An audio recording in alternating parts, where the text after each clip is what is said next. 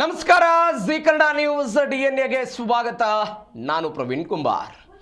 ಇವತ್ತಿನ G Kannada news ಡಿಎನ್ಎಯಲ್ಲಿ 5 ಪ್ರಮುಖ ಸುದ್ದಿಗಳನ್ನು ವಿಶ್ಲೇಷಣೆ ಮಾಡ್ತಾ ಹೋಗೋಣ. ಮೊದಲ ಸುದ್ದಿ ಅಮೆರಿಕ ಮತ್ತು ಇರಾನ್ಗೆ ಸಂಬಂಧಪಟ್ಟಂತ ಸುದ್ದಿ.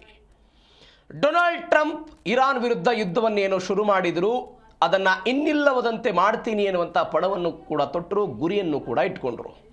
ಅದು ಅಸಾಧ್ಯ ಅಂತ ಗೊತ್ತಾದ ತಕ್ಷಣವೇ ಯಾವ ಇರಾನ್ ಅಮೆರಿಕದ ಬಳಿ ಹೋಗಿ ಕದನ ವಿರಾಮ ಜಾರಿ ಮಾಡಿ ಅಂತ ಬೇಡಿಕೊಳ್ಳಬೇಕಾಗಿತ್ತು, ಅದರ ಉಲ್ಟಾವಾಗಿ ಇವತ್ತು ಅಮೆರಿಕವೇ ಕದನ ವಿರಾಮದ ಸಾಧ್ಯತೆಗಳ ಬಗ್ಗೆ ಮಾತನಾಡುವುದು ಮತ್ತು ಕದನ ವಿರಾಮ ಆಗಬೇಕು ಅಂತ ಬಯಸ್ತಾ ಇರುವಂಥ ವಿಚಾರ.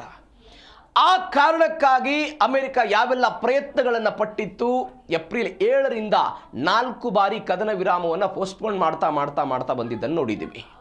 ಇದೀಗ 2 ದೇಶಗಳ ನಡುವೆ ಗುಪ್ತವಾಗಿ ಮಾತುಕತೆ ನಡೀತಾ ಇದೆ ಅಂತೆ. ಆ ಗುಪ್ತ ಮಾತುಕತೆ ಒಂದು ಫಲಪ್ರದ ಆಗಬಹುದು ಎನ್ನುವಂಥ ವಿಚಾರ ಇರಾನ್ ಮತ್ತು ಅಮೆರಿಕಾದಿಂದ ಕೂಡ ಬರ್ತಾ ಇದೆ.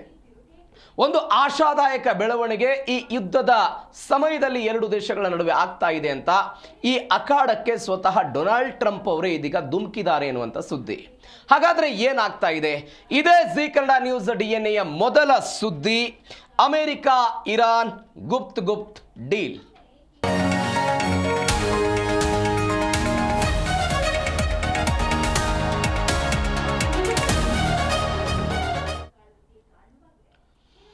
ನಮ್ಮಲ್ಲೊಂದು ಮಾತಿದೆ, ಇರಲಾರ್ದೆ ಇರುವೆ ಬಿಟ್ಕೊಂಡ್ರು ಅಂತ ಹೇಳ್ತಾರೆ.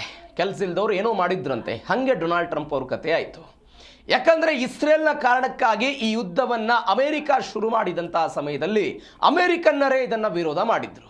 ಯುದ್ಧವೇನೋ ಶುರುವಾಯಿತು, ಆದರೆ ಯುದ್ಧವನ್ನು ಹೆಂಗೆ ಬಗೆಹರಿಸಬೇಕು, ಕದನ ವಿರಾಮವನ್ನು ಹೆಂಗೆ ಜಾರಿ ಮಾಡಬೇಕು ಅನ್ನುವಂಥ ಆಲೋಚನೆ ಸ್ವತಃ ಡೊನಾಲ್ಡ್ ಟ್ರಂಪ್ ಅವ್ರಿಗೂ ಕೂಡ ಗೊತ್ತಾಗಲಿಲ್ಲ. ಅದಕ್ಕಾಗಿ ಪಾಕಿಸ್ತಾನದ ಮಧ್ಯಸ್ಥಿಕೆ ಆಯಿತು, ಇಸ್ಲಾಮಾಬಾದ್ನಲ್ಲಿ 2 ಸುತ್ತಿನ ಸಭೆ ಇದು ಹೋಯಿತು. ಕತಾರ್ ಕೂಡ ಅದರ ಪ್ರಯತ್ನ ಮಾಡ್ತು, ಸೌದಿ ಅರೇಬಿಯಾ ಮಾಡೋ ಪ್ರಯತ್ನವನ್ನು ಮಾಡ್ತು. ಇಲ್ಲ ರಷ್ಯಾಕ್ಕೆ ಹೋಗಿ ಚೀನಾಕ್ಕೆ ಹೋಗಿ ಚೀನಾದ ಮುಖಾಂತರ ಇರಾನ್ ಮೇಲೆ ಒತ್ತಡ ಹಾಕಿಸ್ತೀನಿ, ಆ ಮುಖಾಂತರ ಕದನ ವಿರಾಮಕ್ಕೆ ಮಾತುಕತೆಗೆ ಬರ್ತಾರೆ ಅಂತ ಡೊನಾಲ್ಡ್ ಟ್ರಂಪ್ ಅಂದ್ಕೊಂಡ್ರು. ಯಾವುದಕ್ಕೂ ಕೂಡ ಇರಾನ್ ಬಗ್ಲಿಲ್ಲ. ಆದರೆ ಇದೀಗ ಸ್ವತಃ ಅಂದರೆ ಪ್ರಾಕ್ಸಿ ಏನು 3ನೇ ಪಾರ್ಟಿಯಿಂದ ಮಾತುಕತೆ ಮಾಡಿಸೋ ಪ್ರಯತ್ನವನ್ನು ಟ್ರಂಪ್ ಏನು ಮಾಡ್ತಾ ಇದ್ರು, ಆ ಪ್ರಾಕ್ಸಿ ಸ್ಟೈಲನ್ನು ಬಿಟ್ಟು ಸ್ವತಃ ಡೊನಾಲ್ಡ್ ಟ್ರಂಪ್ ಅವರೇ ಮಾತುಕತೆಗೆ ಇಳಿದ್ರು. ಅವರು ಅಲ್ಲಿಯ ಅಧ್ಯಕ್ಷರು, ವಿದೇಶಾಂಗ ಸಚಿವರು, ಅಲ್ಲಿಯ ರಾಜತಾಂತ್ರಿಕರು ಅವರ ಮುಖಾಂತರ ಮಾತುಕತೆಗೆ ಹೋಗುವ ಮುಖಾಂತರ ಇದನ್ನು ಬಗೆಹರಿಸುವ ಪ್ರಯತ್ನವನ್ನು ಮಾಡ್ತಾ ಇದ್ದಾರೆ. ಹಾಗಾದರೆ ಟ್ರಂಪ್ ಹೇಳಿದಿರುವಂಥ ಸೂತ್ರ ಏನು, ಇರಾನ್ ಮಾಡ್ತಾ ಇರುವಂತಹ ಪಟ್ಟುಗಳೇನು, ಇದರಿಂದ ಯಾವೆಲ್ಲ ಬೆಳವಣಿಗೆಗಳಾಗುತ್ತೆ, ಈ ಒಪ್ಪಂದದ ಭಾಗವಾಗಿ ಯಾವೆಲ್ಲ ಆಶಾದಾಯಕ ಬೆಳವಣಿಗೆಗಳು ಅಮೆರಿಕಕ್ಕೆ ಸಿಗುತ್ತೆ, ಡೀಟೇಲ್ಸ್ ಆಗಿ ನೋಡ್ತಾ ಹೋಗೋಣ. ಮೊದಲ ಭಾಗ, ಟ್ರಂಪ್ ಗುಪ್ತ ಡೀಲ್, ಅಮೆರಿಕ ಅಧಿಕಾರಿಗಳಿಗೆ ವಾರ್ನಿಂಗ್. ಯಾಕೆ ವಾರ್ನಿಂಗ್? ಇಷ್ಟು ದಿನ ಇರಾನ್ಗೆ ವಾರ್ನಿಂಗ್ ಕೊಡ್ತಾ ಇದ್ರು, ಇರಾನ್ ಅಧಿಕಾರಿಗಳಿಗೆ, ಇರಾನ್ನ ರಾಜಕಾರಣಿಗಳಿಗೆ ವಾರ್ನಿಂಗ್ ಕೊಡ್ತಾ ಇದ್ರು. ಇದೀಗ ಸ್ವತಃ ಅಮೆರಿಕದ ಅಧಿಕಾರಿಗಳಿಗೆ ವಾರ್ನಿಂಗ್ ಕೊಡೋ ಪ್ರಯತ್ನ. ಅವರು ಹೇಳ್ತಿದ್ದಾರೆ, ಇರಾನ್ ಜೊತೆಗಿನ ಮಾತುಕತೆಯ ಸಮಯದಲ್ಲಿ ಜಾಗರೂಕತೆಯಿಂದ ಇರಬೇಕು, ಯಾವುದೇ ಕಾರಣಕ್ಕೂ ಎಡವಟ್ಟಾಗಬಾರ್ದು ಅಂತ ಹೇಳ್ತಿರೋದು. ಮಾತುಕತೆಯಲ್ಲಿ ಯಾವುದೇ ಕಾರಣಕ್ಕೂ ಲೋಪದೋಷ ಆಗಬಾರ್ದು. ಅಮೆರಿಕ ರಾಜತಾಂತ್ರಿಕ ಅಧಿಕಾರಿಗಳಿಗೆ ಟ್ರಂಪ್ ಎಚ್ಚರಿಕೆ ಕೊಟ್ಟಿರೋದು, ಯಾವುದೇ ಕಾರಣಕ್ಕೂ ರಾಜಿಯನ್ನು ಮಾಡಿಕೊಳ್ಬಾರ್ದು ಅಂತ. ಅವರು ಹೇಳ್ತಾ ಇದ್ದಾರೆ, ಅಮೆರಿಕ ಮತ್ತು ಇರಾನ್ ನಡುವೆ ಈ 14 ಅಂಶಗಳ ಪ್ರಸ್ತಾವನೆ ಏನಾಗ್ತಾ ಇದೆ, ಅದು ಅಂತಿಮ ಮುದ್ರೆ ಬಿದ್ದರೆ ಆ ಅಂತಿಮ ಮುದ್ರೆಯಲ್ಲಿ ಯಾವುದೇ ಗೊಂದಲಗಳು ಇರಬಾರದು, ಒಂದು ಸ್ಪಷ್ಟವಾದಂತಹ ನಿಯಮ ಜಾರಿಯಾಗಿರಬೇಕು, ಅದು ಅಮೆರಿಕದ ಹಿತಾಸಕ್ತಿಗೆ ಬದ್ಧ ಆಗಿರಬೇಕು ಅನ್ನೋದು ಡೊನಾಲ್ಡ್ ಟ್ರಂಪ್ ಅವರ ವಾದ. ಒಂದು ವೇಳೆ ಈ ಮಾತುಕತೆಯ ಮುಖಾಂತರ ನಾಳೆ ಇರಾನ್ಗೆ ಪ್ಲಸ್ ಪಾಯಿಂಟ್ ಆಗಬಾರದು, ಇರಾನ್ಗೆ ಒಳ್ಳೆಯದ ಆಗಬಾರದು, ಅದು ಅಮೆರಿಕದ ಒಳಿತನ್ನು ಬಯಸಬೇಕು, ಆ ನಿಟ್ಟಿನಲ್ಲಿ ಅಧಿಕಾರಿಗಳು ಕೆಲಸವನ್ನು ಮಾಡಬೇಕು ಅಂತ. ಎರಡನೇದವ್ರು ಹೇಳ್ತಾ ಇದ್ದಾರೆ, ಕಠಿಣ ಪರಿಶೀಲನಾ ವ್ಯವಸ್ಥೆ ಇರಬೇಕು ಅಂತ. ಏನು ಕಠಿಣ ಪರಿಶೀಲನಾ ವ್ಯವಸ್ಥೆ? ಅಮೆರಿಕ ಮತ್ತು ಅಂತಾರಾಷ್ಟ್ರೀಯ ಪರಮಾಣು ಸಂಸ್ಥೆಯ ಅಧಿಕಾರಿಗಳೇನಿದ್ದಾರೆ ಮುಕ್ತವಾಗಿ ಇರಾನ್ಗೆ ಹೋಗಿ ಇರಾನ್ನ ಪರಮಾಣು ಕೇಂದ್ರಗಳಲ್ಲಿ ಇವರು ಸಂಸ್ಕರಿಸಿದಂಥ ಯುರೇನಿಯಂ ಅನ್ನು ಹೋಗಿ ನಮಗೆ ಚೆಕ್ ಮಾಡೋದಕ್ಕೆ ಅವಕಾಶ ಇರಬೇಕು. ರಹಸ್ಯವಾಗಿ ಮತ್ತು ಏಕಾಏಕಿಯಾಗಿ ನಾವು ಭೇಟಿ ಕೊಟ್ಟಾಗಲೂ ಕೂಡ ಅದನ್ನು ಚೆಕ್ ಮಾಡಿಕೊಂಡು ಬರುವಂಥ ಶಕ್ತಿ ಸಾಮರ್ಥ್ಯ ನಮ್ಮಲ್ಲಿರಬೇಕು. ಆ ನಿಟ್ಟಿನಲ್ಲಿ ಅಮೆರಿಕದ ಅಧಿಕಾರಿಗಳು ಕೆಲಸ ಮಾಡಬೇಕು ಅನ್ನುವಂತಹ ಒಂದು ಸೂಚನೆಯನ್ನು ಅಮೆರಿಕ ಅಧ್ಯಕ್ಷ ಡೊನಾಲ್ಡ್ ಟ್ರಂಪ್ ಅಧಿಕಾರಿಗಳಿಗೆ ಕೊಟ್ಟಿದ್ದಾರೆ ಅಂತ. ಯಾಕೆ ಅಂತ ಹೇಳಿದರೆ, ಡೊನಾಲ್ಡ್ ಟ್ರಂಪ್ ಅವರಿಗೆ ಬರಾಕ್ ಒಬಾಮಾ ಮೇಲೆ ಸಿಟ್ಟಿದೆ. 2015ರಲ್ಲಿ ಆದಂತಹ ಒಪ್ಪಂದ ಒಂದು ಕೆಟ್ಟ ಒಪ್ಪಂದ ಅಂತ ಡೊನಾಲ್ಡ್ ಟ್ರಂಪ್ ಹೇಳ್ತಾ ಇದ್ದಾರೆ. ಹೀಗಾಗಿ ಅವತ್ತು ಆದಂತಹ ತಪ್ಪುಗಳು ಇವತ್ತು ಒನ್ಸ್ ಅಗೇನ್ ಆಗಬಾರದು. ಅದು ಯುರೇನಿಯಂ ವಿಚಾರ ಆಗಿರ್ಬೋದು, ಪರಮಾಣು ವಿಚಾರ ಆಗಿರ್ಬೋದು, ಹಾರ್ಮೋಜ್ನ ವಿಚಾರ ಆಗಿರ್ಬೋದು, ಆರ್ಥಿಕ ನಿರ್ಬಂಧಗಳನ್ನು ತೆರೆಯುವಂತಹ ವಿಚಾರ ಆಗಿರ್ಬೋದು, ಯಾವ ವಿಚಾರದಲ್ಲೂ ಕೂಡ ಅಮೆರಿಕಕ್ಕೆ ನಷ್ಟ ಆಗಿರಬಾರ್ದು. ಅಮೆರಿಕಕ್ಕೆ ನಷ್ಟ ಆಗದಂತೆಯೇ ನಿಮ್ಮ ಮಾತುಕತೆ ಇರಬೇಕು. ಆ ಮಾತುಕತೆಯಂತೆ ನೀವು ಕೆಲಸವನ್ನು ಮಾಡಬೇಕು ಅಂತ ಅವರು ಇದೀಗ ಅಧಿಕಾರಿಗಳಿಗೆ ಎಚ್ಚರವನ್ನು ಕೊಟ್ಟಿದ್ದಾರೆ. ಯಾಕಂದರೆ ಡೊನಾಲ್ಡ್ ಟ್ರಂಪ್ ಅವರ ಮಾತಿನ ಮೇರೆಗೆ ಅಧಿಕಾರಿಗಳು ಯಾವ್ಯಾವ ಕೆಲಸವನ್ನು ಕಳೆದ 76-78 ದಿನಗಳಲ್ಲಿ ಮಾಡಿದ್ದಾರೆ. ಅದು JD ವ್ಯಾನ್ಸ್ ಆಗಿರ್ಬೋದು, ರೂಬಿಯೋ ಆಗಿರ್ಬೋದು, ಬೇರೆ ಬೇರೆ ವಿದೇಶಾಂಗ ಇಲಾಖೆ ಅಧಿಕಾರಿಗಳು ಹೆಂಗೆ ಕೆಲಸ ಮಾಡಿದ್ದಾರೆ ಅನ್ನೋದನ್ನು ನೋಡಿದ್ದೀವಿ. ಆದರೆ ಅಂತಿಮ ಕ್ಷಣದಲ್ಲಿ 76-78 ದಿನಗಳ ಕಾಲ ಯುದ್ಧ ಆಗಿ ಅಂತಿಮ ಕ್ಷಣದಲ್ಲಿ ಏನಾದರೂ ಎಡವಟ್ಟಾಗಿ ಈಗ ಇರಾನ್ ಏನು ಬಯಸುತ್ತೆ ಹೇಳಿ? ಇರಾನ್ ತನಗೇನು ಒಳಿತಾಗುತ್ತೋ ಅದನ್ನು ಬಯಸುತ್ತೆ. ಈಗ ಅಮೆರಿಕಕ್ಕೆ ಇರುವಂಥ ಒಂದು ಆತಂಕ ಏನು ಅಂತ ಹೇಳಿದರೆ, ಈ ಕ್ಷಣದ ತನಕ ಯುದ್ಧ ನಿಲ್ಲಲಿ ಅನ್ನುವಂಥ ಆತಂಕಕ್ಕೆ ಒಳಪಟ್ಟು ಇರಾನ್ ಏನಾದರೂ ನಮ್ಮ ಮಾತಿಗೆ ಒಪ್ಪಿಗೆಯನ್ನು ಸೂಚಿಸಿ ನಾಳೆ ಒಪ್ಪಂದವನ್ನು ಮುರಿದು ಮತ್ತೊಮ್ಮೆ ಒಳಗೆ ಇಂಥ ಪ್ರಯತ್ನವನ್ನು ಮಾಡಿದರೆ ಏನಾಗುತ್ತೆ ಅನ್ನುವಂಥ ಆತಂಕ ಅಮೆರಿಕಕ್ಕಿದೆ. ಈ ಕ್ಷಣದ ಒಪ್ಪಂದ ಆಗಿರಬಾರ್ದು, ಇದು ದೀರ್ಘಕಾಲದ ಒಪ್ಪಂದ ಆಗಿರಬೇಕು ಅಂತ. ಈ ದೀರ್ಘಕಾಲದ ಒಪ್ಪಂದದ ಭಾಗವಾಗಿ ಅಧಿಕಾರಿಗಳಿಗೆ ಎಚ್ಚರಿಕೆ ಕೊಡುವ ಪ್ರಯತ್ನವನ್ನು ಡೊನಾಲ್ಡ್ ಟ್ರಂಪ್ ಕೊಟ್ಟಿದ್ದಾರೆ. ಇದರ ಭಾಗವಾಗಿ ಇರಾನ್ಗೆ ಡೆಡ್ಲೈನ್ ಕೊಟ್ಟರು ಒಬಾಮಾ ವಿರುದ್ಧ ಕಿಡಿಕಾರಿರು. ಯಾಕೆ ಒಬಾಮಾ ವಿರುದ್ಧ ಕಿಡಿಕಾರಿರು? ಅನೇಕ ಬಾರಿ DNA ಮಾತನಾಡಿದ್ದೀವಿ. ಡೊನಾಲ್ಡ್ ಟ್ರಂಪ್ಗಿಂತ ಹಿಂದಿದ್ದಂತಹ ಬರಾಕ್ ಒಬಾಮಾ ಅವರ ಅಧ್ಯಕ್ಷೀಯ ಅವಧಿಯಲ್ಲಿ ಇರಾನ್ ಜೊತೆಗೆ ಒಂದು ಒಪ್ಪಂದ ಮಾಡಿಕೊಂಡ್ರು. ಇರಾನ್ ಜೊತೆಗೆ ಒಪ್ಪಂದವನ್ನು ಮಾಡಿಕೊಂಡ್ರು. ಅದರ ಜೊತೆಗೆ ಯುರೋಪಿಯನ್ ಕಂಟ್ರಿಗಳೆಲ್ಲ ಇತ್ತು, ಎಲ್ಲವೂ ಓಕೆ. ಏನು ಒಪ್ಪಂದ? ಅವರು ಯುರೇನಿಯಂ ಪುಷ್ಟೀಕರಿಸಬಾರದು, ಈಗಾಗಲೇ ಇರುವಂಥ ಯುರೇನಿಯಂ ಹಸ್ತಾಂತರ ಮಾಡಬೇಕು ಅಂತ ಎಲ್ಲ ಒಪ್ಪಂದ ಆಯಿತು.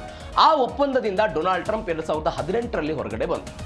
ಅವತ್ತೇನಾಯಿತು ಒಂದು ಬೆಳವಣಿಗೆ ಅಂತ ಹೇಳಿದರೆ, ಅವತ್ತು ಏನು ಮಾಡಿದ್ರು, ತಾತ್ವಿಕ ಪರಮಾಣು ನಿರ್ಲಕ್ಷ್ಯದ ಒಪ್ಪಂದಕ್ಕೆ ಓಕೆ ಅಂತ ಹೇಳಿಬಿಟ್ಟಿದ್ರು. ಅಂದರೆ ಕಡಿಮೆ ಸಮಯಕ್ಕೆಲ್ಲ ಓಕೆ ಅಂತ ಹೇಳಿದ್ರು, ದೀರ್ಘಕಾಲದ ಒಪ್ಪಂದ ಆಗಿರಲಿಲ್ಲ. ಈಗ ಉದಾಹರಣೆಗೆ ಒಂದು 20 ವರ್ಷ ನಾವು ಪರಮಾಣು ವಿಚಾರದಲ್ಲಿ ಕೆಲಸ ಮಾಡಲ್ಲ ಅಂತ ಇರಾನ್ ಒಪ್ಕೊಳ್ತು ಅಂತ ಇಟ್ಕೊಳ್ಳಿ. ಒಂದ್ಸಗೆ ಇವತ್ತು 2026 ಇದ್ದೀವಿ. 2046ರ ವೇಳೆಗೆ ಒಂದ್ಸಗೆ ನಾವು ಕಾನೂನಾತ್ಮಕವಾಗಿ ಒಪ್ಪಂದ ಮುಗಿದು ಹೋಗ್ಬಿಟ್ಟಿದೆ, ನಾವು ತಯಾರು ಮಾಡ್ತೀವಿ ಅಂತ ಇರಾನ್ ಬಂದ್ಬಿಟ್ರೆ ಅವತ್ತು ಅಮೆರಿಕ ಮತ್ತೊಮ್ಮೆ ದಾಳಿ ಮಾಡುವಂತಹ ಪರಿಸ್ಥಿತಿ ಬರುತ್ತೆ. ಹೀಗಾಗಿ ಡೊನಾಲ್ಡ್ ಟ್ರಂಪ್ ಹೇಳ್ತಾ ಇದ್ದಾರೆ, ಬರಾಕ್ ಒಬಾಮಾ ಅವತ್ತೇನು ತಪ್ಪು ಮಾಡಿದ್ರಲ್ಲ ಅದು ಕೇವಲ ಆ ಕ್ಷಣಕ್ಕೆ ಸೀಮಿತವಾಗಿತ್ತು, ಹೀಗಾಗಿ ಆ ಕ್ಷಣದ ಸೀಮಿತ ಬೇಡ ಅಂತ. ಪರಮಾಣು ಚಟುವಟಿಕೆ ನಿರ್ಬಂಧ ಕೇವಲ 10ರಿಂದ 15 ವರ್ಷ ಆಯಿತು ಆ ಒಪ್ಪಂದದಲ್ಲಿ. ಎರಡನೇದು ಅವರು ಹೇಳ್ತಾ ಇರುವಂಥದ್ದು ಏನಿದೆ ಅಂತ ಹೇಳಿದ್ರೆ, ಬಲಹೀನ ತಪಾಸಣಾ ನಿಯಮ ಇತ್ತು. ಬಲಹೀನ ತಪಾಸಣಾ ನಿಯಮ ಅಂತ ಅಂದರೆ ಇವತ್ತೇನು ಇವರು ಅಧಿಕಾರಿಗಳಿಗೆ ಹೇಳಿದಾರಲ್ಲ, ನಾವು ಯಾವಾಗಾದರೂ ಹೋಗಿ ತಪಾಸಣೆ ಮಾಡುವಂಥ ಅವಕಾಶ ಇರ್ಬೋದು ಅಂತ.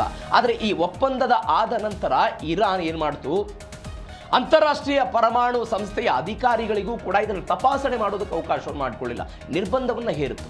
ಇದಕ್ಕೆ ಸೀಲ್ ಹಾಕಿದಾರೋ ಸೀಲ್ ಹಾಕಿಲ್ವೋ, ಇಸ್ಫಹಾನ್ನಲ್ಲಿ ಎಷ್ಟಿಟ್ಟಿದ್ದಾರೆ, ನಂಟಾಜ್ನಲ್ಲಿ ಎಷ್ಟಿಟ್ಟಿದ್ದಾರೆ, ಯಾವ ಮಾಹಿತಿಗೂ ಕೂಡ ಅಧಿಕಾರಿಗಳಿಗೆ ಗೊತ್ತಾಗೋದಕ್ಕೆ ಸಾಧ್ಯ ಆಗ್ತಾ ಇರಲಿಲ್ಲ.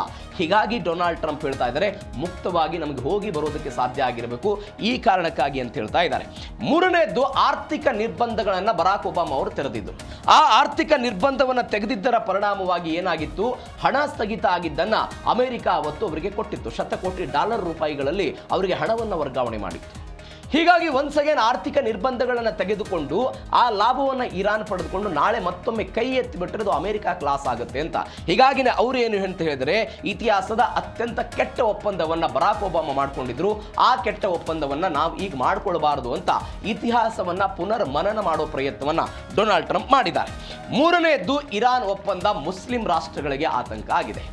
ನೋಡಿ, ಇಷ್ಟು ದಿನಗಳ ಕಾಲ ಮುಸ್ಲಿಂ ದೇಶಗಳು ಇರಾನನ್ನು ವಿರೋಧಿಸ್ತಾ ಬಂದಿತ್ತು. ಯಾವ ಕಾರಣಕ್ಕಾಗಿ? ಅಮೆರಿಕಾದ ಕಾರಣಕ್ಕಾಗಿ. ಅಮೆರಿಕಾದ ಸೇನಾ ನೆಲೆಗಳಿಗೆ ಅವಕಾಶವನ್ನು ಕೊಟ್ಟಿತ್ತು. ಅದು ಇರಾಕ್ ವಿರುದ್ಧ ಆಗಿರ್ಬೋದು, ಇರಾನ್ ವಿರುದ್ಧ ಹೋರಾಟ ಮಾಡೋದಕ್ಕೆ ಅವಕಾಶಗಳಾಗಿತ್ತು. ಇದೀಗ Saudi Arabia, United Arab Emirates, UAE, Qatar, Pakistan ಇವರಿಗೆಲ್ಲರಿಗೂ ಕೂಡ ಪುಕ್ಕ ಶುರುವಾಗಿದೆ. ಯಾವ ಕಾರಣಕ್ಕಾಗಿ ಪುಕ್ಕ ಶುರುವಾಗಿದೆ ಅಂತ ಹೇಳಿದರೆ, ನಾನು ಮೊನ್ನೆಯೂ ಕೂಡ ಹೇಳಿದೆ, ಇರಾನ್ ಅನ್ನುವಂಥದ್ದು ಒಂದು ಶಿಯಾ ಪ್ರಾಬಲ್ಯ ಹೊಂದಿರುವಂತಹ ದೇಶ. ಮಧ್ಯಪ್ರಾಚ್ಯದ ಬೇರೆ ಬೇರೆ ದೇಶಗಳಲ್ಲಿ ಸುನ್ನಿ ಮುಸಲ್ಮಾನರು ಜಾಸ್ತಿ ಇದ್ದಾರೆ. ನಾಳೆ ಒಂದು ವೇಳೆ ಅಮೆರಿಕ ಮತ್ತು ಇರಾನ್ ನಡುವೆ ಒಪ್ಪಂದ ಆಗಿ ಆರ್ಥಿಕ ನಿರ್ಬಂಧಗಳೆಲ್ಲವೂ ಕೂಡ ತೆರವಾಗಿ ಆರ್ಥಿಕ ಸಹಾಯ ಏನಾದರೂ ಇರಾನ್ಗೆ ಜಾಸ್ತಿ ಸಿಗ್ತಾ ಹೋಗೋದಾದರೆ ಶಿಯಾ ಮುಸ್ಲಿಂ ಪ್ರಾಬಲ್ಯ ಹೊಂದಿರುವಂಥ ಇರಾನ್ನ ಪ್ರಾಬಲ್ಯ ಮಧ್ಯಪ್ರಾಚ್ಯದಲ್ಲಿ ಜಾಸ್ತಿ ಆಗುತ್ತೆ. Saudi Arabia, UAE, Qatar, Pakistan ಇವರ ಪ್ರಾಬಲ್ಯ ಕಡಿಮೆ ಆಗುತ್ತೆ ಅನ್ನುವಂಥ ಆತಂಕ ಅವರಿಗಿದೆ. ಒಂದು. ಎರಡನೇದ್ದು, ಈ ಮಧ್ಯಪ್ರಾಚ್ಯದ ಬೇರೆ ಬೇರೆ ದೇಶಗಳಿಗೆ ಪ್ರಾಕ್ಸಿ ಯುದ್ಧಗಳ ಭೀತಿ ಇದೆ. ಏನು ಪ್ರಾಕ್ಸಿ ಯುದ್ಧಗಳ ಭೀತಿ? ಅದು ಹಮಾಸ್ ಆಗಿರ್ಬೋದು, ಹೆಜ್ಬುಲ್ಲಾ ಆಗಿರ್ಬೋದು, ಹೌತಿಗಳಿಂದ ಇವರು ನಮ್ಮ ಮೇಲೆ ಅಟ್ಯಾಕ್ ಮಾಡಿಸಬಹುದು ಅಂತ ಈ ಆತಂಕ ಇದೆ. ನಾನು ಇನ್ನೇ ಹೇಳುವಂಥ ಸಮಯದಲ್ಲಿ ಹೇಳ್ತಾ ಇದ್ದೆ, ಅಮೆರಿಕದ ಬೇಡಿಕೆ ಏನಿದೆ, ಇವರಿಗೆ ಸಪ್ಲೈ ಮಾಡ್ತಾ ಇರುವಂಥ ಆರ್ಥಿಕ ಸಹಾಯ, ತಾಂತ್ರಿಕ ಸಹಾಯವನ್ನು ನೀವು ನಿಲ್ಲಿಸಬೇಕು ಅಂತ. ಬಟ್ ಇರಾನ್ ಏನು ಹೇಳ್ತಾ ಇದೆ, ನಮ್ಮ ಆಂತರಿಕ ಸೈನ್ಯಗಳ ನಿಯಮದಲ್ಲಿ ನೀವು ಭಾಗಿಯಾಗಬೇಡಿ, ನೀವು ಪರಮಾಣು ವಿಚಾರದ ಅದ್ರ ಬಗ್ಗೆ ಮಾತನಾಡೋಣ, ಆದರೆ ಈ ಪ್ರಾಕ್ಸಿ ಯುದ್ಧಗಳ ಬಗ್ಗೆ ಮಾತನಾಡಬೇಡಿ ಅಂತ ಇರಾನ್ ಹೇಳಿದೆ ಅಂತ ಹೇಳ್ತಾ ಇದ್ದೆ. ಈ ಮಧ್ಯಪ್ರಾಚ್ಯದ ದೇಶಗಳಿಗೂ ಕೂಡ ಅಂಥದ್ದೊಂದು ಆತಂಕ ಇದೆ. ಈ ಒಂದು ಆತಂಕವು ಕೂಡ ಇರೋದು. ಮೂರನೇ ಆತಂಕ ಏನಿದೆ ಅಂತ ಹೇಳಿದ್ರೆ, ಇಸ್ರೇಲನ್ನು ಒಪ್ಪಿಕೊಳ್ಳಬೇಕಾದಂಥ ಅನಿವಾರ್ಯತೆ. ಇಸ್ರೇಲ್ನ ಅಸ್ತಿತ್ವವನ್ನು ಪ್ರಶ್ನೆ ಮಾಡಿದಂಥ ಮಧ್ಯಪ್ರಾಚ್ಯದ ದೇಶಗಳು. ಇಸ್ರೇಲ್ ಒಂದು ಅಕ್ರಮವಾಗಿ ಬಂದು ನೆಲೆ ಊರಿತ್ತು 1948ರ ಮೇ ತಿಂಗಳಲ್ಲಿ ಅಂತ ಎಲ್ಲ ಆರೋಪಗಳನ್ನು ಮಾಡಿದ್ರು. ಆದರೆ ಇದೀಗ ಅಮೆರಿಕದ ಕಾರಣಕ್ಕಾಗಿ ಇಸ್ರೇಲನ್ನು ಅವರು ಒಪ್ಪಿಕೊಳ್ಳುವಂತಹ ಪ್ರಯತ್ನವನ್ನು ಮಾಡ್ತಾ ಇದ್ದಾರೆ. ಆ ಇಸ್ರೇಲನ್ನು ಒಪ್ಪಿಕೊಂಡು ಈ ಅಬ್ರಹಾಂ ಒಪ್ಪಂದ ಅಂತ ಒಂದಾಗಿತ್ತಲ್ಲ ಮಧ್ಯಪ್ರಾಚ್ಯಗಳು ಮತ್ತು ಇಸ್ರೇಲ್ನ ನಡುವೆ, ಅಬ್ರಹಾಂ ಒಪ್ಪಂದ ಅಂತ ಹೇಳಿದ್ರೆ ಈ ಎರಡು ಮಧ್ಯಪ್ರಾಚ್ಯ ಮತ್ತು ಇಸ್ರೇಲ್ನ ಸಂಬಂಧವನ್ನು ಗಟ್ಟಿಗೊಳಿಸುವಂತಹ ಪ್ರಯತ್ನ, ರಾಜತಾಂತ್ರಿಕ ಸಂಬಂಧಗಳನ್ನು ಬೆಳೆಸೋದು. ಇದೀಗ ಈ ಅಬ್ರಹಾಂ ಒಪ್ಪಂದವನ್ನು ವಿಸ್ತರಣೆ ಮಾಡುವಂತ ಹಂತಕ್ಕೆ ಮಧ್ಯಪ್ರಾಚ್ಯಗಳು ಹೋಗ್ತಾ ಇದೆ. ಹೀಗಾಗಿ ಇರಾನ್ ಮತ್ತು ಅಮೆರಿಕದ ನಡುವೆ ಏನಾದರೂ ಈ ಒಪ್ಪಂದ ಆದರೆ ಅದು ಮುಸಲ್ಮಾನ್ ದೇಶಗಳಿಗೆ ಒಂದು ಸಂಕಷ್ಟವನ್ನ, ಒಂದು ಆತಂಕವನ್ನ ತಂದಿಡ್ತಾ ಇದೆ. ಹೀಗಾಗಿ ಈ ವಿಚಾರದಲ್ಲಿ ಒಂದು ಸ್ಟ್ಯಾಂಡ್ ಏನ್ ತೆಗೆದುಕೊಳ್ತಾರೆ ಅನ್ನೋದು ಸದ್ಯಕ್ಕಿರುವಂತಹ ಕುತೂಹಲ. ಮೂರನೆಯದ್ದು, ನಾನೇ ಸರ್ವಾಧಿಕಾರಿ ಅಂತ ಹೇಳಿ ಡೊನಾಲ್ಡ್ ಟ್ರಂಪ್ ಮತ್ತೆ ಹುಚ್ಚಾಟವನ್ನು ಮೆರೆದಿದ್ದಾರೆ. ನೀವು ನಿರಂಕುಶ ಸರ್ವಾಧಿಕಾರಿ ಅಂತ ಕರೆದರೆ ನನಗೆ ಅಭ್ಯಂತರ ಇಲ್ಲ, ನೀವು ಭೇಟಿಯಾಗಲಿರುವ ಅತ್ಯಂತ ಬುದ್ಧಿವಂತ ವ್ಯಕ್ತಿ ನಾನು ಅಂತ ಡೊನಾಲ್ಡ್ ಟ್ರಂಪ್ ಹೇಳಿರುವಂಥ ಮಾತಿದು. ನೀವು ಬುದ್ಧಿವಂತ ಅಧ್ಯಕ್ಷರನ್ನು ಹೊಂದೋದಕ್ಕೆ ಬಯಸೋದಿಲ್ವೇ? 3 ಬಾರಿ ಅರಿವಿನ ಪರೀಕ್ಷೆ ಮಾಡಿಸ್ಕೊಂಡು ನಾನೆಲ್ಲ ತೇರ್ಗಡೆಯಾಗಿದ್ದೀನಿ, ಆದರೆ ಹಿಂದಿನ ಯಾವ ಅಧ್ಯಕ್ಷರು ಇಂಥದ್ದೊಂದು ಪರೀಕ್ಷೆಗೆ ಒಳಗಾಗಿಲ್ಲ ಅಂತ ಡೊನಾಲ್ಡ್ ಟ್ರಂಪ್ ಕೊಡುವಂಥ ಹೇಳಿಕೆ. ಏನು ಹೇಳಿದರು ಅವರು ಅಂತ ಹೇಳಿದರೆ,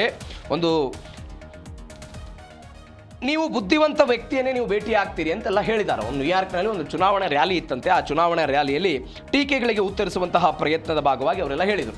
ಇರಾನ್ ಮತ್ತು ವೆನಿಜುವೆಲಾದ ಮೇಲೆ ದಾಳಿ ಆದಂತಹ ಸಮಯದಲ್ಲಿ ಈ ಡೊನಾಲ್ಡ್ ಟ್ರಂಪ್ ಅವರ ಮಾನಸಿಕತೆ ಬಗ್ಗೆ, ಅವರ ಆರೋಗ್ಯದ ಬಗ್ಗೆ ಎಲ್ಲ ಚರ್ಚೆ ಆಗ್ತಾ ಇತ್ತು. ಹೀಗಾಗಿ ಅವರು ಹೇಳಿದ್ದಾರೆ, ನಾನು ಕಾಗ್ನಿಟಿವ್ ಟೆಸ್ಟ್ಗೆ ಒಳಗಾಗಿದ್ದೀನಿ, ನನ್ನ ಆರೋಗ್ಯ ಸರಿಯಾಗೇ ಇದೆ, ಕಾಗ್ನಿಟಿವ್ ಟೆಸ್ಟನ್ನು ಮಾಡಿಸ್ಕೊಂಡಿದ್ದೀನಿ, ನನ್ನ ಬುದ್ಧಿಮತ್ತೆ ಅದರ ಜೊತೆಗೆ ನನ್ನ ಎಲ್ಲ ಶಕ್ತಿ ಎಲ್ಲವೂ ಕೂಡ ಸರಿಯಾಗಿದೆ, ಯಾವುದೇ ತೊಂದರೆ ಇಲ್ಲ ಅಂತ ಅವ್ರು ಹೇಳಿದ್ದಾರೆ.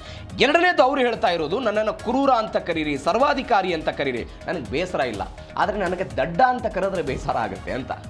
ಈಗ ಡೊನಾಲ್ಡ್ ಟ್ರಂಪ್ ಸರ್ವಾಧಿಕಾರಿ ಅಂತ ಹೇಳ್ತಾರೆ, ಕ್ರೂರಿ ಅಂತ ಎಲ್ಲ ಕರೀತಾರೆ, ಬಟ್ ಅದಕ್ಕೆ ನನಗೆ ಬೇಜಾರಿಲ್ಲ, ಬಟ್ ನನಗೆ ದಡ್ಡ ಅಂತ ಕರೆದ್ರೆ ನನಗೆ ಬೇಜಾರಾಗ್ಬಿಡುತ್ತೆ. ಯಾಕೆ ದಡ್ಡ ಅಂತ ಕರೆದ್ರೆ ಬೇಜಾರಾಗುತ್ತೆ? ಅವ್ರು ಹೇಳ್ತಾರೆ, ಒಂದು ದೇಶದ ರಾಷ್ಟ್ರೀಯ ಅಧ್ಯಕ್ಷನಾಗಿರುವಂಥ ಒಬ್ಬ ವ್ಯಕ್ತಿ ಬುದ್ಧಿವಂತ ಇರಬೇಕು ಅಂತ ಜನ ಬಯಸ್ತಾರಲ್ವಾ, ನಾನು ಹಾಗಾಗಿನೇ ಬುದ್ಧಿವಂತನಾಗಿದ್ದೀನಿ. ಅಮೆರಿಕಾದ ಜನರ ಬಯಕೆಯೂ ಕೂಡ ಅದೇ ಆಗಿದೆ, ಬುದ್ಧಿವಂತನಾಗಿರಬೇಕು ಅಂತ. ಹೀಗಾಗಿ ಬುದ್ಧಿವಂತನಾಗಿದ್ದೀನಿ ಎನ್ನುವಂಥ ಮಾತನ್ನು ಹೇಳಿ, ಹೀಗಾಗಿ ನನ್ನನ್ನು ದಡ್ಡ ಅಂತ ಕರಿಬೇಡಿ ಎನ್ನುವಂಥ ಹೇಳಿಕೆಗಳನ್ನು ಕೊಟ್ಟು ಒಂದು ಹುಚ್ಚಾಟ ಮೆರೆಯುವ ಪ್ರಯತ್ನವನ್ನು ಡೊನಾಲ್ಡ್ ಟ್ರಂಪ್ ಒನ್ಸ್ ಅಗೇನ್ ಮಾಡಿದ್ದಾರೆ. ಇದು ಡೊನಾಲ್ಡ್ ಟ್ರಂಪ್ ಅವರ ಹುಚ್ಚಾಟದ ಕತೆ. ಮತ್ತೊಂದು ಕಡೆ ಅಮೆರಿಕನ್ನರಿಗೆ ಡೊನಾಲ್ಡ್ ಟ್ರಂಪ್ ಒಂದು ಶಾಂತಿಯ ಸಂದೇಶವನ್ನು ಕೊಟ್ಟಿದ್ದಾರೆ. ಏನು ಶಾಂತಿಯ ಸಂದೇಶ ಕೊಟ್ಟಿದ್ದಾರೆ? ಇರಾನ್ ಜೊತೆಗಿನ ಒಪ್ಪಂದಗಳು ಇದುವರೆಗೂ ಕೂಡ ಸಂಪೂರ್ಣವಾಗಿ ಮುಕ್ತಾಯಗೊಂಡಿಲ್ಲ, ಅಂದರೆ ಮಾತುಕತೆ ಹಂತದಲ್ಲಿದೆ. 60 ದಿನಗಳ ಕಾಲ ಕದನ ವಿರಾಮ ಘೋಷಣೆ ಆಗಿದೆ, ಮಾತುಕತೆಯ ರೂಪದಲ್ಲಿ ಎಲ್ಲ ನಡೀತಿದೆ. ಮಾತುಕತೆಗಳ ಚಾಲ್ತಿಯಲ್ಲಿದೆ. ವಿರೋಧಿಗಳ ಮಾತಿಗೆ ಜನರು ಕಿವಿ ಕೊಡಬಾರದು, ಬೇರೆ ಯಾರದೋ ಮಾತುಗಳಿಗೆ ನೀವು ಕಿವಿಗೊಡಬೇಡಿ ಅಂತೆಲ್ಲ ಹೇಳಿದ್ದಾರೆ. ತಾವು ಮಾಡ್ತಾ ಇರುವ ಹೊಸ ಒಪ್ಪಂದ ಒಬಾಮಾ ಅಣು ಒಪ್ಪಂದಕ್ಕೆ ವಿರುದ್ಧವಾಗಿದೆ. ಒಂದ್ಸಗೆ 2015 ಒಪ್ಪಂದ, ಅದರಿಂದ ಇವರೆಲ್ಲ ಹೊರಗೆ ಬಂದಿದ್ರು. ಸಿಕ್ಕಾಪಟ್ಟೆ ಆಕ್ರೋಶವನ್ನು ಬರಾಕ್ ಒಬಾಮಾ ವಿರುದ್ಧ ಇದೇ ಡೊನಾಲ್ಡ್ ಟ್ರಂಪ್ ಅವರು ಹಾಕಿದ್ರು. ಈಗ ಪದೇ ಅವರ ಹೆಸರನ್ನು ಉಲ್ಲೇಖ ಮಾಡಿ ಅಂಥದ್ದೊಂದು ತಪ್ಪನ್ನು ನಾವು ಇವತ್ತು ಮಾಡಲ್ಲ ಅಂತ, ಅಂಥದ್ದೊಂದು ತಪ್ಪನ್ನು ಇವತ್ತು ನಾವು ಮಾಡೋದಿಲ್ಲ, ಯಾವುದೇ ಕಾರಣಕ್ಕೂ ನೀವೆಲ್ಲ ಹೆದರಬೇಡಿ ಅಂತ. ನಾನು ಎಂದಿಗೂ ಕೂಡ ದೇಶಕ್ಕೆ ನಷ್ಟ ತರುವ ಕೆಟ್ಟ ಒಪ್ಪಂದಗಳನ್ನು ಮಾಡಿಕೊಳ್ಳೋದಿಲ್ಲ. ಮುಂದಿನ 30ರಿಂದ 60 ದಿನಗಳಲ್ಲಿ ಒಂದು ಮಹತ್ವದ ಒಪ್ಪಂದ ಆಗುತ್ತೆ ಅಂತ ಡೊನಾಲ್ಡ್ ಟ್ರಂಪ್ ಅವರು ಕೊಟ್ಟಿರುವಂಥ ಹೇಳಿಕೆ ಇದು. ಡೊನಾಲ್ಡ್ ಟ್ರಂಪ್ ಅವರು ಕೊಟ್ಟಿರುವಂಥ ಹೇಳಿಕೆ ಹೀಗಾಗಿ ಜನರಿಗೆ ಒಂದು ಶಾಂತಿ ಸಂದೇಶವನ್ನು ಕೊಡೋ ಪ್ರಯತ್ನವನ್ನು ಮಾಡಿದ್ದಾರೆ. ಅಂದರೆ ಯಾವ ಜನ ಡೊನಾಲ್ಡ್ ಟ್ರಂಪ್ ಅವರ ವಿರುದ್ಧ ಆಕ್ರೋಶಭರಿತವಾಗಿ ಮಾತನಾಡಿದ್ರು ಅವರನ್ನು ತಣ್ಣಗಾಗಿಸುವಂತಹ ಪ್ರಯತ್ನ ಇದು, ಒಂದು ಸಂದೇಶವನ್ನು ಕೊಟ್ಟಿದ್ದಾರೆ. ಇದರಲ್ಲಿ ಕೊನೆಯದಾಗಿ ಟ್ರಂಪ್ ಖಮೇನಿ ಒಪ್ಪಂದಕ್ಕೆ ಒಂದು 5 ಅಂಶಗಳು ಅಡ್ಡಿಯಾಗ್ತಾ ಇದೆ ಅಂತ, 5 ಅಂಶಗಳು ಅಡ್ಡಿಯಾಗ್ತಾ ಇದೆ ಅಂತ ಈ ವಿಚಾರದಲ್ಲಿ ಇದು ಶಾಂತಿಯ ಸಂದೇಶ ಆಯಿತು.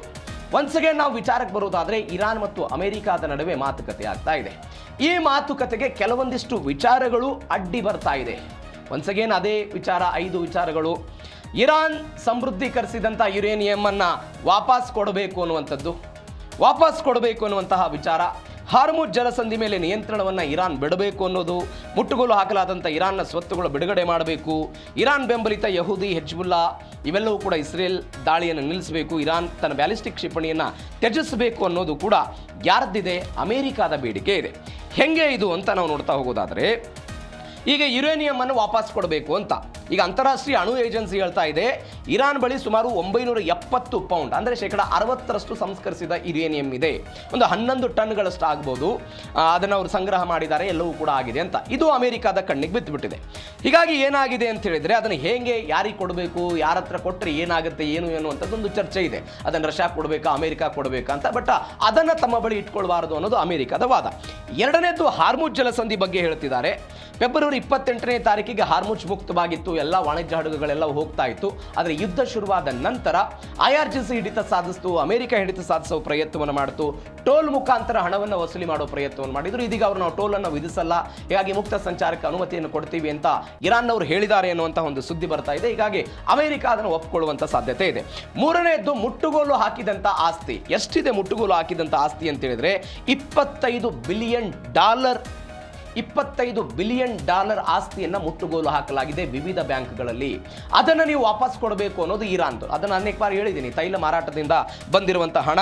ಹೀಗಾಗಿ ಬರಾಕ್ ಒಬಾಮಾ ಅವರ ಕಾಲದಲ್ಲಿ 1.7 ಕೋಟಿ ಆಸ್ತಿಯನ್ನು ಅವ್ರಿಗೆ ಕೊಟ್ಟಿದ್ರಂತೆ. ಹೀಗಾಗಿ ಅದು ವಾಪಸ್ ಆಗಬಾರದು, ಹೀಗೆ ಹಣವನ್ನು ಕೊಟ್ಟು ನಾವು ಮೋಸ ಹೋಗಬಾರ್ದು ಅನ್ನೋದು ಡೊನಾಲ್ಡ್ ಟ್ರಂಪ್ ಅವರ ಆಶೆ ಇದೆ. ಹೀಗಾಗಿ ಈ ಬೇಡಿಕೆಗಳು ಸ್ವಲ್ಪ ಮಾತುಕತೆಗೆ ಹಿನ್ನಡೆಯನ್ನು ತರ್ತಾ ಇದೆ ಅಂತ. ಇದರ ಕೊನೆಯ ಭಾಗ ಒಂದು ಮಹತ್ವದ ಬೆಳವಣಿಗೆ ಅಂತ ಹೇಳಿದ್ರೆ, ಮುಜ್ತಬಾ ಖಮೇನಿ ಅವರ ವಿಚಾರಕ್ಕೆ ಸಂಬಂಧಪಟ್ಟಂತೆ ಅವರ ವ್ಯವಹಾರಗಳು ಹೆಂಗಾಗ್ತಾ ಇದೆ ಅಂತ ಹೇಳಿದ್ರೆ ಕೊರಿಯರ್ಗಳ ಮುಖಾಂತರ ಆಗ್ತಾ ಇದೆ. ಅವರ ತಂದೆ ಅಯತಲ್ಲಾ ಅಲಿ ಖಮೇನಿ ಮೃತಪಟ್ಟ ನಂತರ ಇವರು ಅಜ್ಞಾತ ಸ್ಥಳಕ್ಕೆಲ್ಲ ಹೋಗ್ಬಿಟ್ಟಿದ್ದಾರೆ. ಅಜ್ಞಾತ ಸ್ಥಳದಿಂದಲೇ ಇದೀಗ ಸುಪ್ರೀಂ ಲೀಡರ್ ಮುಜ್ತಬಾ ಖಮೇನಿ ಎಲ್ಲ ಚರ್ಚೆ ಮಾಡ್ತಿದ್ದಾರೆ. ಹ್ಯಾಂಡ್ ರಿಟರ್ನ್ ಪತ್ರಗಳು, ರಹಸ್ಯ ಕೊರಿಯರ್ಗಳ ಮುಖಾಂತರ ಮಾತುಕತೆಯನ್ನೆಲ್ಲ ನಡೆಸ್ತಿದ್ದಾರೆ. ಇರಾನ್ ರಾಜತಾಂತ್ರಿಕ ನಿರ್ಧಾರವನ್ನು ತೆಗೆದುಕೊಳ್ಬೇಕಾದ್ರೂ ಕೊರಿಯರ್ ಮುಖಾಂತರವೇ ಒಪ್ಪಿಗೆ ಆಗುತ್ತೆ. ಹೀಗಾಗಿ ಈ ಅಮೆರಿಕಾದ ಗುಪ್ತಚರ ವರದಿಗಳ ಮುಖಾಂತರ ಇದೆಲ್ಲ ಬಹಿರಂಗ ಆಗಿದೆ. ಹೆಂಗಾಗುತ್ತೆ ಇದು ಕೆಲಸ ಅಂತ ಹೇಳಿದ್ರೆ, ಅಜ್ಞಾತ ಸ್ಥಳದಲ್ಲೇ ಕೂತ್ಕೊಂಡು ಕೇವಲ ವಿಶ್ವಾಸಾರ್ಹ ಕೊರಿಯರ್ಗಳನ್ನು ಮಾತ್ರ ಅವರು ಟಚ್ ಮಾಡ್ತಾ ಇದ್ದಾರೆ. ಎರಡನೇದ್ದು, ಅವರು ಯಾವುದೇ ಎಲೆಕ್ಟ್ರಿಕ್ ಐಟಮ್ಗಳನ್ನು ಬಳಕೆ ಮಾಡ್ತಾ ಇಲ್ಲ. ಅದು ಮೊಬೈಲ್ ಫೋನ್ ಆಗಿರ್ಬೋದು, ಇಂಟರ್ನೆಟ್ ಆಗಿರ್ಬೋದು, ಯಾವುದನ್ನು ಕೂಡ ಬಳಕೆ ಮಾಡದೆ ಭೂಗತ ಬಂಕರ್ನಲ್ಲಿ ಕುಳಿತುಕೊಂಡು ಈ ಯುರೇನಿಯಂ ಹಸ್ತಾಂತರ ಮಾಡಬೇಕು, ಪರಮಾಣು ವಿಚಾರದಲ್ಲಿ ಏನು ಮಾಡಬೇಕು, ಏನು ಎತ್ತ ಅನ್ನೋದನ್ನು ಕೇವಲ ಕೊರಿಯರ್ ಮುಖಾಂತರ ಮಾಡ್ತಾರೆ. ಅದು ಹೆಂಗಾಗ್ತಾ ಇದೆ ಅಂತ ಹೇಳಿದ್ರೆ, ಇರಾನ್ನ ರಾಜತಾಂತ್ರಿಕರು ಏನಿರ್ತಾರೆ, ವಿಶ್ವಾಸಾರ್ಹ ರಾಜತಾಂತ್ರಿಕರು, ಈ ರಾಜತಾಂತ್ರಿಕರು ಏನು ಮಾಡ್ತಾರೆ, ತಾವು ಬರೆದಿದ್ದನ್ನು ಎಲ್ಲವನ್ನು ಕೂಡ ಮುಜ್ತಬಾ ಖಮೇನಿಗೆ ಕೊರಿಯರ್ ಮುಖಾಂತರ ಕಳಿಸ್ತಾರೆ. ಆ ವ್ಯಕ್ತಿ ಅದನ್ನು ಓದಿದ ನಂತರ, ಆ ವ್ಯಕ್ತಿ ಇದಕ್ಕೆ ಓಕೆ ಅಂದ ನಂತರ ಅದನ್ನು ಅಮೆರಿಕಕ್ಕೆ ಕಳಿಸುವ ಪ್ರಯತ್ನ ಆಗುತ್ತೆ. ರಾಜತಾಂತ್ರಿಕರು ಮುಜ್ತಬಾ ಖಮೇನಿ ಕಳಿಸೋದು, ಖಮೇನಿ ಅದನ್ನು ಓಕೆ ಮಾಡಿದ ನಂತರ ಅದನ್ನು ಅಮೆರಿಕ ಕಳಿಸೋದು, ಎಲ್ಲವೂ ಕೂಡ ಪ್ರೊಸೆಸ್ ಲೇಟ್ ಆಗುತ್ತೆ. ಈಗ ಫೋನ್ನಲ್ಲಿ ಮಾತನಾಡೋದು, ಇಂಟರ್ನೆಟ್ ಮುಖಾಂತರ ಅದನ್ನು ಕಳಿಸುವ ಪ್ರಯತ್ನಗಳಾಗಿದ್ದರೆ ಎಲ್ಲವೂ ಕೂಡ ಕ್ಷಣಾರ್ಧದಲ್ಲಿ ಆಗ್ತಾ ಇತ್ತು. ಬಟ್ ಈ ವ್ಯಕ್ತಿ ಭೂಗತ ಬಂಕರ್ನಲ್ಲಿ ಅಡಗಿ ಕೂತಿದ್ದಾರೆ. ಯಾವ ಕಾರಣಕ್ಕಾಗಿ ಹಿಂಗೆ ದಾಳಿ ಮಾಡಬಹುದು ಎನ್ನುವಂಥ ಆತಂಕ ಇದೆ. ಯಾಕೆ ಎಲೆಕ್ಟ್ರಿಕ್ ಐಟಮ್ಗಳನ್ನು ಬಳಕೆ ಮಾಡ್ತಾ ಇಲ್ಲ? ಆ ಎಲೆಕ್ಟ್ರಿಕ್ ಐಟಮ್ಗಳ ಮುಖಾಂತರ ಮುಜ್ತಬಾ ಖಮೇನಿ ಇರುವಂತಹ ಜಾಗವನ್ನು ಪತ್ತೆ ಮಾಡಿ, ಒಂದು ಸೆಕೆಂಡ್ ಮೊಬೈಲನ್ನು ಅವರ ಮೊಬೈಲನ್ನು ಏನಾದರೂ ಬಳಕೆ ಮಾಡಿದರೆ ಆ ಮುಖಾಂತರ ಆ ವ್ಯಕ್ತಿ ಎಲ್ಲಿದ್ದಾನೆ ಎನ್ನುವಂಥದ್ದನ್ನು ಕಂಡುಹಿಡಿದು ಆ ವ್ಯಕ್ತಿಯ ಮೇಲೆ ದಾಳಿ ಮಾಡುವ ಸಾಧ್ಯತೆ ಇದೆ. ಈ ದಾಳಿಯಿಂದ ತಪ್ಪಿಸಿಕೊಳ್ಳುವ ಸಲುವಾಗಿ ಈ ವ್ಯಕ್ತಿ ಭೂಗತ ಬಂಕರ್ನಲ್ಲಿ ಅಡ್ಕೊಂಡು ಕೂತಿರೋದು. ಹೀಗಾಗಿ ಕೊರಿಯರ ಮುಖಾಂತರ ಮುಜ್ತಬಾ ಖಮೇನಿ ಮತ್ತು ರಾಜತಾಂತ್ರಿಕರ ನಡುವೆ ಸಂವಹನ ಆಗ್ತಾ ಇದೆ. ಆ ಸಂವಹನ ಅಮೆರಿಕಕ್ಕೆ ಹೋಗ್ತಾ ಇದೆ. ಹೀಗಾಗಿ ಇದು ಸ್ವಲ್ಪ ಡಿಲೇ ಆಗ್ತಾ ಇದೆ ಎನ್ನುವಂಥ ಸುದ್ದಿ ಬರ್ತಾ ಇದೆ. ಇದು ಇರಾನ್ ಮತ್ತು ಅಮೆರಿಕ ನಡುವೆ ಆಗ್ತಾ ಇರುವಂಥ ಬೆಳವಣಿಗೆ. ಆದರೆ